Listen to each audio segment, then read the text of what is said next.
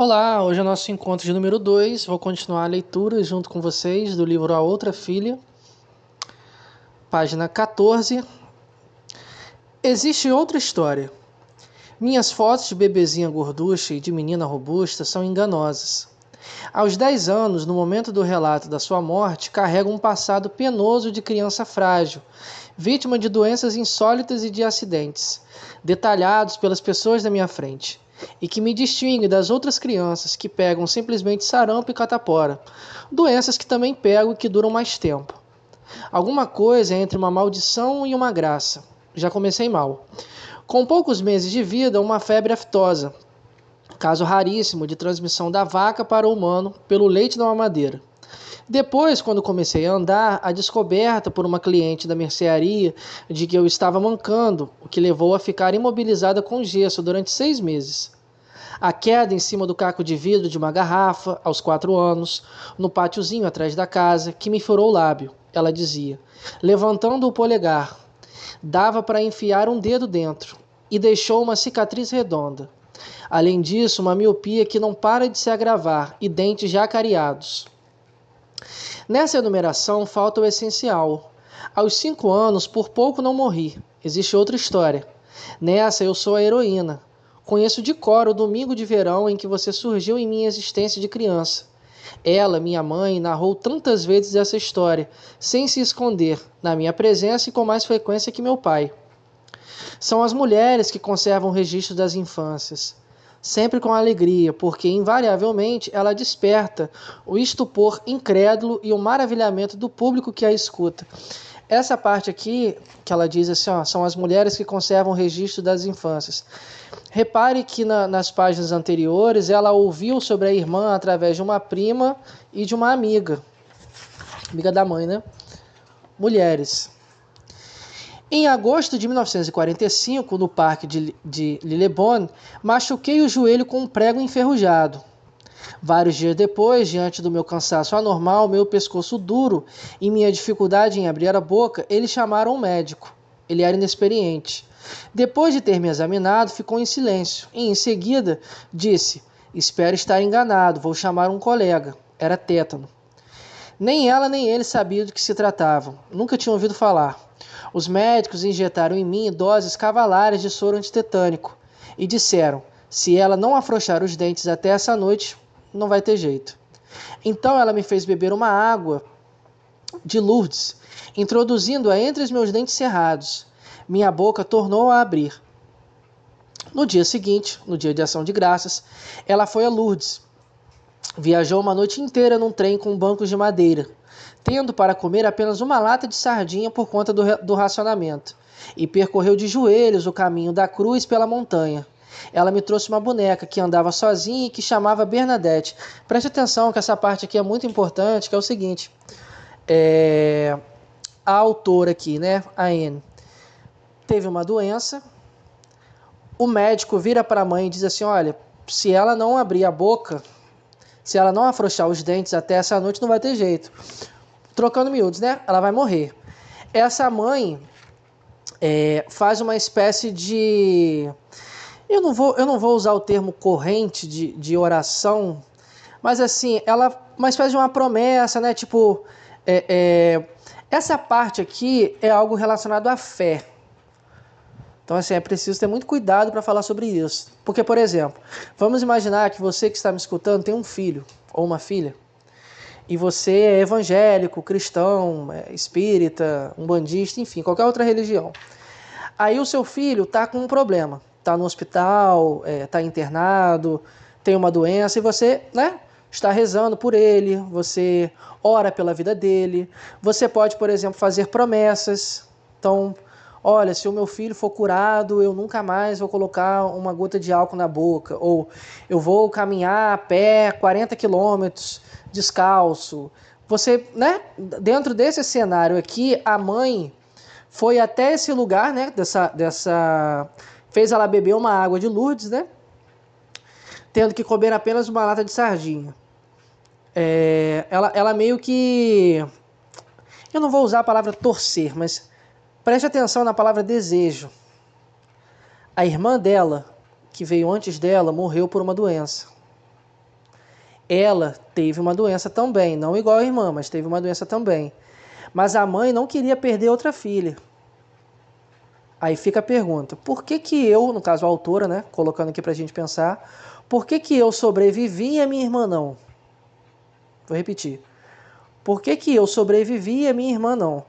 Pense essa frase do ponto de vista psicanalítico. Assim, tente ao máximo tirar qualquer tipo de crença religiosa, metafísica, esotérica, espiritual, energética. Pense do ponto de vista psicanalítico. Por que a minha irmã não foi salva, digamos assim, não sobreviveu, morreu, e eu sobrevivi e estou aqui? Essa é a indagação mais interessante da gente pensar do ponto de vista psicanalítico, né? Talvez por ter sido uma história repetida muitas vezes, logo gravei as imagens desse momento, que não me lembro ter vivido com tanto terror. De todo modo, bem menos que os bombardeios. Vejo outra vez o parque ensolarado, corro na direção dos meus pais, porque me machuquei brincando de subir num banco, com ripas arrancadas. Eles estão deitados na grama. Mostro um buraquinho avermelhado debaixo do joelho esquerdo. Eles dizem, não é nada, vai brincar. Estou numa poltrona na cozinha sem brincar. Minha prima C está passando as férias em nossa casa. Depois de comer, ela sobe na mesa e canta gentil. Tem uma frase aqui em francês, né? Fico com inveja dela. Vejo imagens confusas de um tumulto, idas e vindas ao redor de minha poltrona. Estou na minha cama, ao lado da cama deles. Ela está debruçada sobre mim. Mais tarde, talvez outro dia, uma onda de sangue enche minha boca. O quarto está cheio de gente. Ela grita que devem me pôr deitada e colocar uma chave nas costas para conter a hemorragia. Vejo de novo Bernadette, a boneca dura que não podia sentar, de vestido azul. Próxima página. A ordem das duas histórias, a minha e a sua, é contrária. A do tempo, da marcha do tempo. Nessa ordem, por pouco não morri antes que você morresse. Disso tenho certeza. Esse domingo de verão de 1950, quando ouço a história de sua morte, não estou imaginando, eu me lembro. Eu vejo, com uma precisão talvez maior do que agora. O quarto de Lillebonne, a cama deles paralela à janela, a minha caminha de jacarandá rosa bem ao lado. Eu vejo você deitado no meu lugar. E sou eu que morro. Eu vejo você deitado no meu lugar. E sou eu que morro. Mais uma vez, para a gente pensar, né, esse ponto. Por que a minha irmã morreu de uma doença? E por que eu sobrevivi também de uma doença? Onde que entra o desejo do meu pai e da minha mãe aqui? Leio numa enciclopédia, Larousse, de 1949, abre aspas, o tétano, uma vez manifestado, é na maioria dos casos mortal. Porém, há casos de cura por meio da administração do soro antitetânico, em doses elevadas e repetidas. A existência da vacina não é mencionada. Na internet, fico sabendo, no entanto, ela era obrigatória desde 1940 para todas as crianças, mas que sua circulação só começou a ser efetiva depois de 1945. Acho que sempre estive convencida de que o soro era superior à água de Lourdes, omitindo essa última nas raras vezes em que contei o episódio da minha infância. Por exemplo, em 1964, a estudante de medicina do quarto da Rue Boquet, em Rouen, acho que diz assim, quando ele me falou de seus plantões no hospital e dos pacientes com tétano, que morriam em sofrimento inacreditável. Lembrei, na ocasião, das palavras assustadoras da minha mãe. Em outros tempos, os doentes eram sufocados entre dois colchões. Entre as perguntas que eu nunca me fiz, 2 pontos. Por que você não teve direito à água de Lourdes? Ou será que teve, mas não funcionou? Para tentar contextualizar dentro da nossa... Eu não vou dizer da nossa cultura, né? Porque pode ser que você que esteja escutando esse áudio não faz parte, ou não está inserido, ou não teve contato com esse tipo de coisa. Mas sabe as igrejas universais? Igreja Universal do Reino de Deus, Bispo Macedo e tal? que eles têm às vezes umas campanhas do tipo água do Rio Jordão, tipo, o bispo fulano de tal foi no Rio Jordão e pegou 100 litros de água do Rio Jordão. Aí a pessoa vai lá, pega essa água, suposta água do Rio Jordão, coloca num saquinho de sacolé, né? Ou não sei na sua região como que chama, né? Chup-chup, enfim. Coloca, sei lá, 20 ml dessa suposta água do Rio Jordão e vende. Olha, essa água aqui do Rio Jordão custa R$50. Você vai comprar essa água aqui e toda segunda-feira, às 10 da manhã, porque foi às 10 da manhã que Jesus fez o milagre X no Rio Jordão, ou pisou no Rio Jordão, enfim. Aí a pessoa vai lá, compra esse saquinho de sacolé dessa suposta água do Rio Jordão e usa essa água, por exemplo, no quarto dela, no filho dela, quando está dormindo, vai lá e molha a testa dele, enfim. Tenta imaginar dessa forma, que essa água de Lourdes aqui tem esse mesmo significado, sabe? Tipo, um objeto, pode ser uma água, pode ser uma rosa, pode ser uma planta, pode ser terra, pode ser uma pedra triturada ali, sei lá, do Calvário. Tenta pensar dessa forma, tipo, que esse objeto teve uma importância no que diz respeito, entre aspas, à sobrevivência dessa filha. Lembrando, a autora aqui não tem nenhuma ligação com religião, muito menos com Deus. Ela diz isso e deixa isso claro.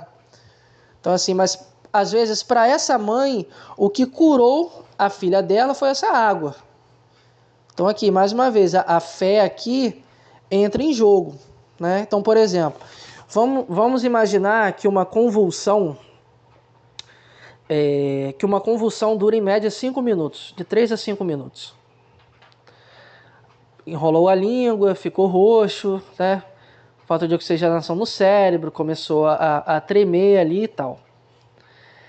Aí você sabe que por mais que seja aterrorizante para quem está passando, para quem, né, tem a convulsão ali, e para quem está presenciando, segundo os médicos que estudaram para isso, né, que podem argumentar de diversas formas, essa convulsão vai durar 5 minutos. Ele vai te explicar como que você deve proceder, o que você deve, o que você não deve fazer, e essa convulsão passa. Agora, tenta imaginar que durante esses 5 minutos, uma pessoa está ali orando, clamando a Deus, clamando a algum espírito, alguma entidade, enfim. Aí essa pessoa está orando por 6 minutos. Ou ela canta um louvor, uma música, né? Aí a pessoa passa, tem essa convulsão e passa. Na cabeça dessa pessoa, o que fez a convulsão passar foi a oração. Foi a fé. Estou dando um exemplo dentro desse contexto que eu estou lendo com vocês aqui, né? Não tenho pretensão alguma de trazer qualquer tipo de discussão religiosa ou espiritual, mas é para vocês pensarem do ponto de vista psicanalítico, entendeu? Soro ou água benta, pouco importa. Olha só a autora falando. Lourdes, La Salette, Lisieux, Fátima, vivíamos na possibilidade do milagre, com frequência presente na fala dos padres e das religiosas, do pensionato, dos folhetos vendidos na igreja. Naquela época, Le Pèlerin e Lacroix, acho que diz assim, até a pequena Maria, uma das filhas de Brigitte, ideal de mulher que aparecia numa coleção de mesmo nome, um grande best-seller, tinha sido curado de sua deficiência com água da gruta. Olha só que frase extremamente psicanalítica, né? A realidade não interfere das crenças da infância. A realidade não interfere nas crenças da infância. Era com essa crença no milagre que eu existia. Em 1950, então assim, a mãe dela passa a ter essa crença. A mãe dela e as pessoas, acredito eu também, né, que conviviam com ela, né? Que ela, assim como a irmã morreu como uma santa, ela sobreviveu através de um milagre. Assim como a irmã morreu como uma santa, ela sobreviveu por meio de um milagre, né? A autora aqui. E que talvez continue existindo, e só importa aquilo que a primeira história de minha morte anunciada de minha ressurreição. Fez a segunda, ou seja, a da sua morte e do meu caráter indigno. Então, olha só, a própria autora aqui, no início do livro, diz o seguinte, olha, minha irmã morreu como uma santa, né, na semana ali da Páscoa e tal, ela era boazinha demais, mais boazinha do que aquela ali é ela, né? A própria autora descreve, né, os adjetivos que os pais costumavam usar com ela, se coloca muitas das vezes como alguém que não, né, não tem tanta familiaridade ou identificação, afinidade com a religião, muito menos com Deus. Ela, sendo indigna, sobreviveu. A irmã, sendo boazinha demais, morreu. E aí? Como duas histórias que se ligaram, quais verdades potentes elas construíram? Afinal, foi preciso que eu me virasse com essa misteriosa incoerência. Você, a menina boa, a santinha, não foi salva. Olha só o que eu acabei de falar. E eu, a diabólica, estava viva. Mais que viva, tocada por um milagre. Assim, você precisou morrer aos 6 anos, para que eu viesse ao mundo e fosse salva. Orgulho e culpa por ter sido, com um propósito indecifrável, a escolhida para viver. Talvez mais orgulho por ter sobrevivido do que culpa. Mas a escolhida para fazer o quê? Aos 20 anos, depois de ter descido ao inferno da bulimia e da menstruação interrompida, veio uma resposta: para escrever. No meu quarto, na casa dos meus pais, preguei na parede a seguinte frase de Paul Claudel, cuidadosamente copiada numa grande folha com as bordas queimadas por um isqueiro, como num pacto satânico. Abre aspas. Sim, acho que não vim ao mundo à toa, e havia em mim alguma coisa sem a qual o mundo não podia viver. Essa frase é uma das mais fortes do livro. Não escrevo porque você morreu. Você morreu para que eu escrevesse. Eis aqui uma grande diferença. Vou repetir. Não escrevo porque você morreu. Você morreu para que eu escreva. Eis aqui uma grande diferença. Tenho apenas 6 fotos suas. Todas me foram dadas por primas. Algumas depois do enterro da minha mãe, as outras mais recentemente. Só conhecia 2, guardadas pela minha mãe numa gaveta do armário dela, e que desapareceram por volta de 1980. Talvez tenham sido jogadas fora por ela, numa das pulsões destrutivas, primeiros sinais do Alzheimer. Nessas fotos, exceto a de bebê, você deve ter entre 4 e 6 anos. Talvez tenham sido tiradas com a câmera que eles diziam ter ganhado no parque de diversões itinerante antes da guerra, e que guardariam até o final dos anos de 1950. Eu a usei bastante. Quase sempre você abaixa a cabeça fazendo caretas, ou protege os olhos com um braço, como se a luz fosse um incômodo e você não a suportasse. Numa carta recente, minha prima G, que também observou a mesma coisa, conclui, abre aspas, ela não parece gostar muito de si mesma. Essa observação me inquieta violentamente. Será que você era feliz? Nunca me perguntei a respeito de sua felicidade, como se essa fosse uma pergunta absurda, ultrajante por se tratar de uma menininha morta. Como se o sofrimento deles pela sua perda, o lamento pela sua bondade, as provas do amor deles constituíssem a garantia de sua felicidade. Se considerarmos que é ser amado. Só um minuto. Ser amado que traz felicidade, você com certeza era feliz. As santas são felizes, mas talvez você não fosse. Pavor e culpa de surpreender em mim esse pensamento bárbaro, segundo o qual é óbvio, você não era feita para a vida. Sua morte estava programada no computador do universo, e você só foi enviada para a Terra, como escreveu Bossuet, acho que diz assim, para fazer número. Vergonha de sentir ressurgir em mim a crença. Era preciso que você morresse, que fosse sacrificada para que eu viesse ao mundo. Não houve predestinação, apenas uma epidemia de difteria, e você não estava vacinada.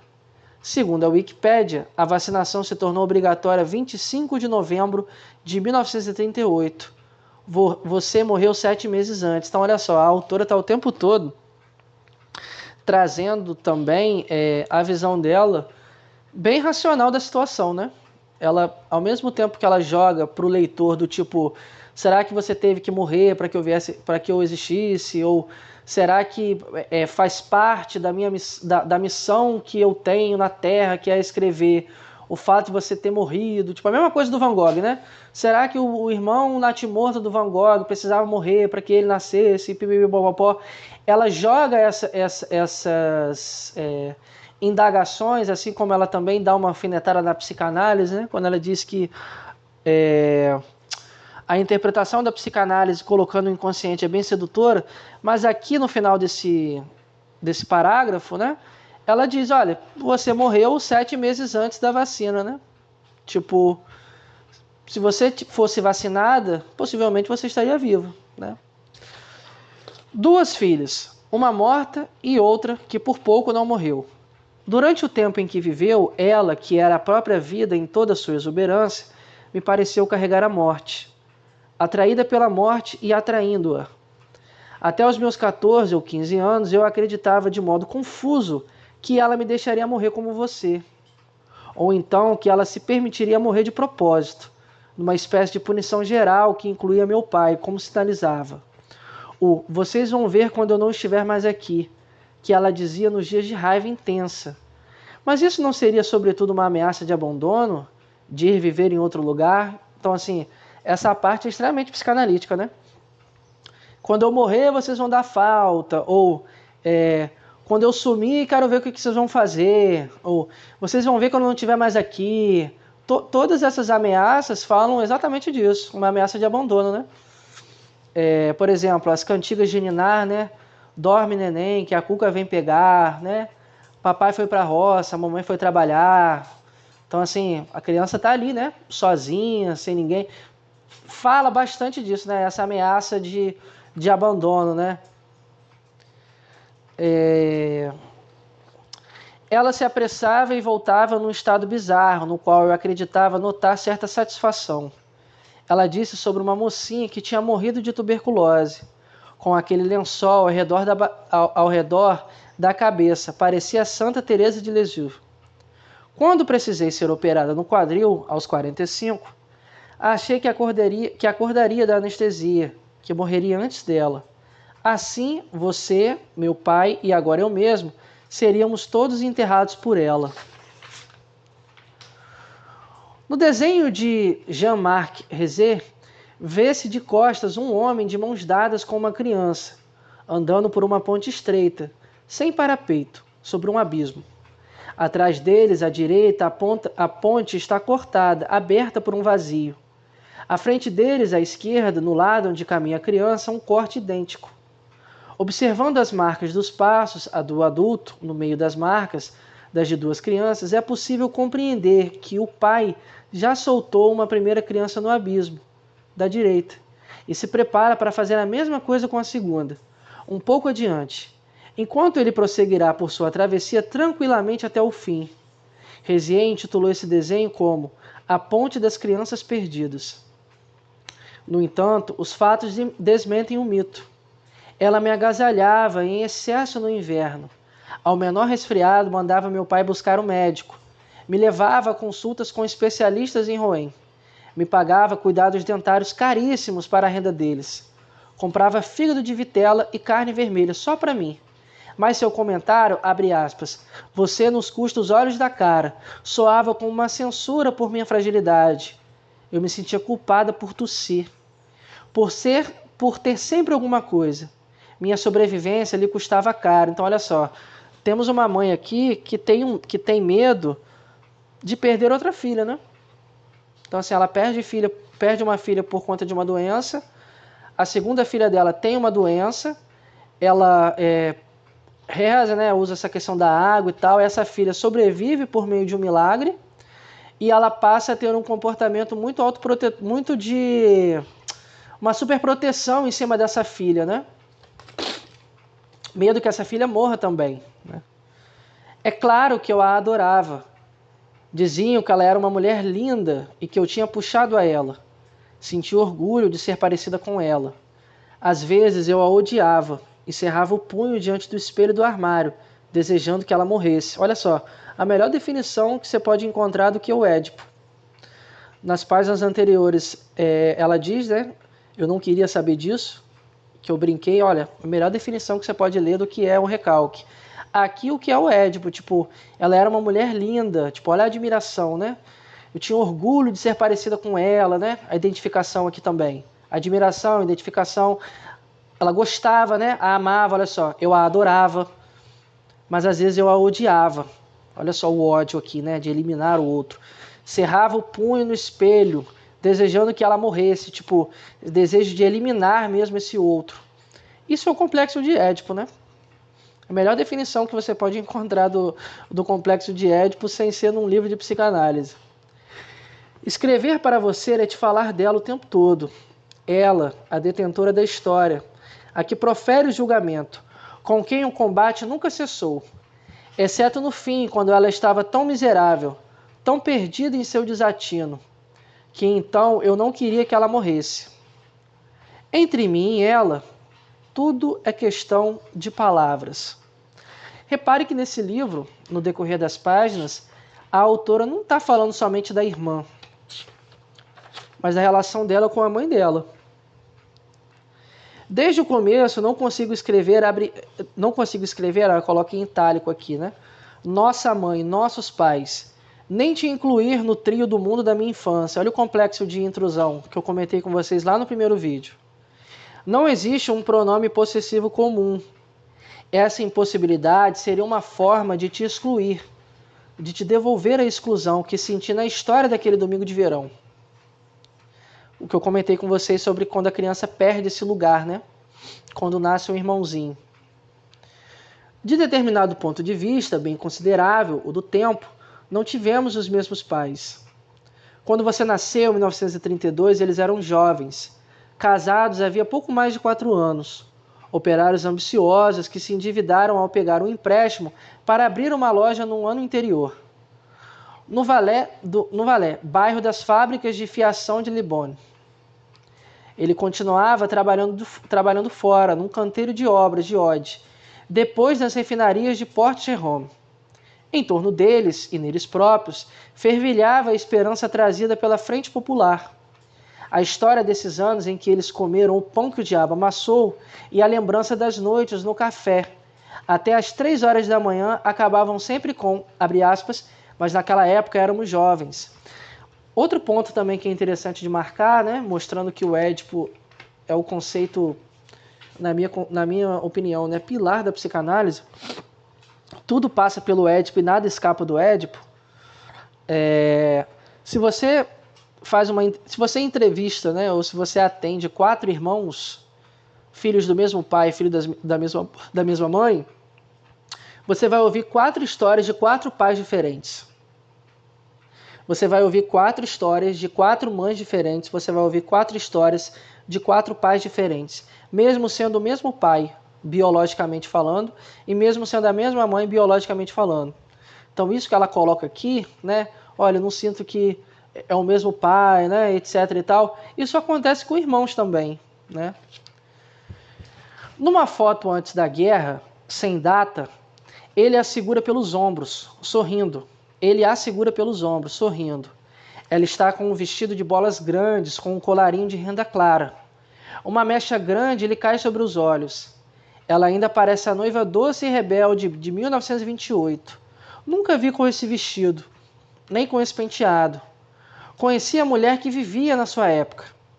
No começo da minha época, nas fotos em que eu também apareço, talvez tiradas na primavera de 45, embora eles estejam sorrindo, já não há neles indícios de juventude ou de despreocupação, mas alguma coisa de amortecido. Os trachos deles estão marcados, pesados. Ela usa um vestido listrado que havia usar por bastante tempo. Seu cabelo está preso para trás. Eles viveram o êxodo, a ocupação, os bombardeios. Eles viveram a sua morte. Eles são pais que perderam uma filha. Você está lá entre eles, invisível. É a dor deles. Então, olha só. o luto aqui, né? Eles devem ter te falado, abre aspas, quando você crescer, enumerando as coisas que você poderia fazer, aprender a ler, andar de bicicleta, ir sozinha para a escola.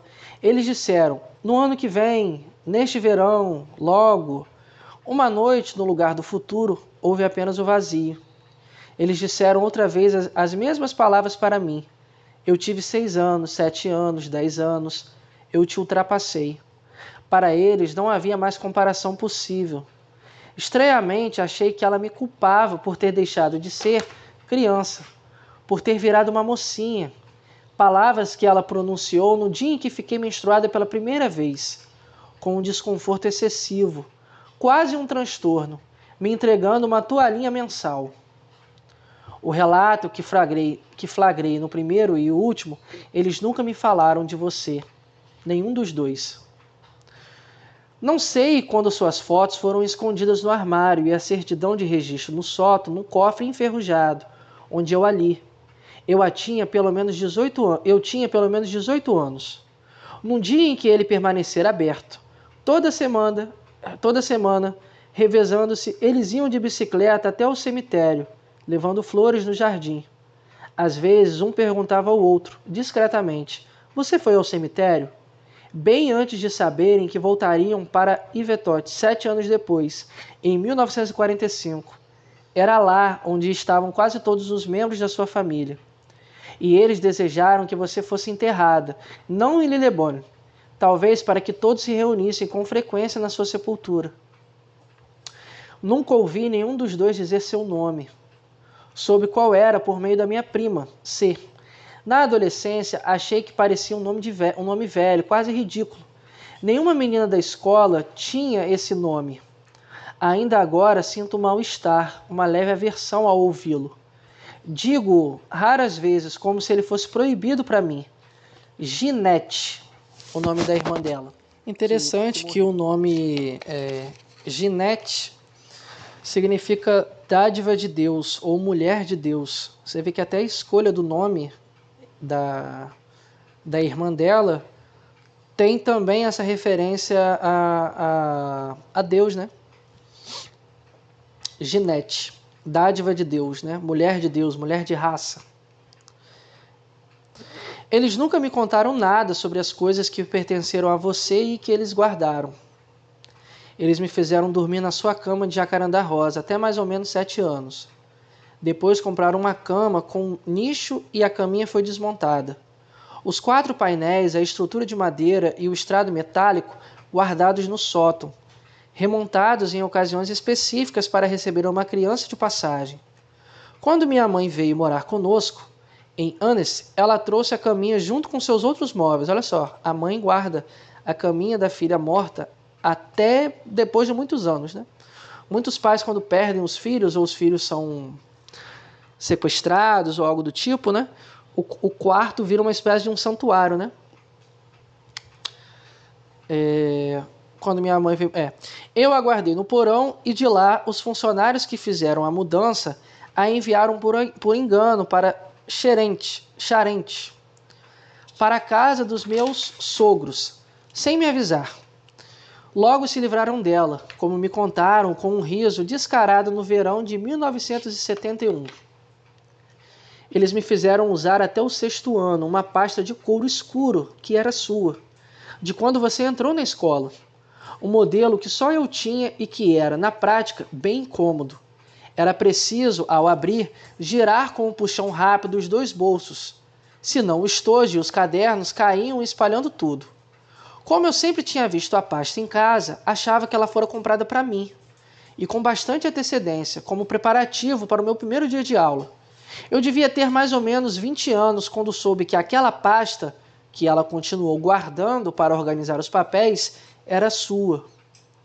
Um dia encontro a seguinte passagem no meu diário, em agosto de 1992. Abre aspas. Quando criança, é essa a origem da escrita?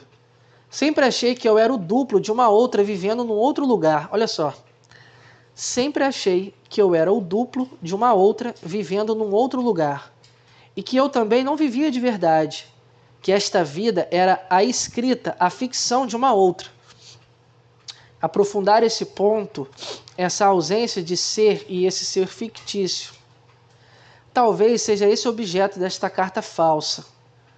Só são verdadeiras as cartas endereçadas às pessoas vivas. Olha só.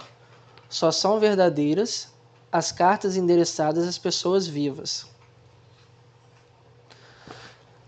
Apesar desse livro ser uma carta para uma irmã morta, né?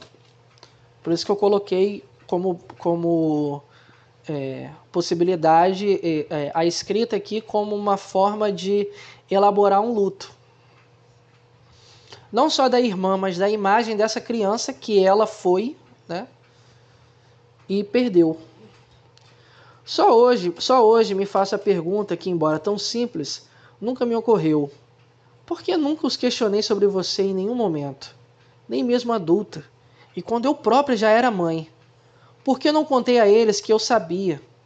As perguntas tardias, íntimas ou coletivas, revelam apenas a impossibilidade de fazê-las em determinado momento. Nos anos 1950, de acordo com uma regra implícita, era proibido questionar os pais, os adultos, de um modo geral, sobre coisas que eles não queriam que soubéssemos, mas que sabíamos. No domingo de verão dos meus 10 anos, recebi a história e a lei do silêncio.